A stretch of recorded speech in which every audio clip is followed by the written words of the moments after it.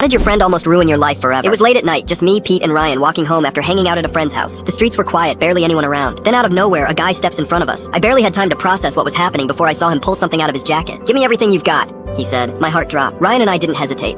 We pulled out our wallets, our phones, anything to make it out of there alive. But Pete, I can't believe what he did. Instead of handing his stuff over like a sane person, Pete sighs, actually rolls his eyes and says, "All right, fine, you can take my cash, but can I at least keep my ID? I really don't want to go to the DMV again. I've never felt closer to death in my entire life." Ryan and I both turned to look at him like he had just lost his mind. The guy looked just as confused. "What?" the robber said, staring at him. Pete holds up his wallet, pulls out his ID, and waves it in the guy's face. "Dude, seriously, just take the cash. I don't want to deal with all the paperwork." I was standing there, completely frozen, wondering if this was going to be the way I died. The guy actually tilts his head like he's considering it, and then he hands Pete his ID back. I couldn't believe what I was seeing. I was fully prepared to run, to fight, to do whatever it took to survive, and Pete was out here negotiating. The guy takes the rest of our stuff, tells us to turn around and walk away. We obviously didn't argue. I asked Pete why he would do that, and he said, "I just didn't to wait in the line again." That was the last time I trusted him with my safety.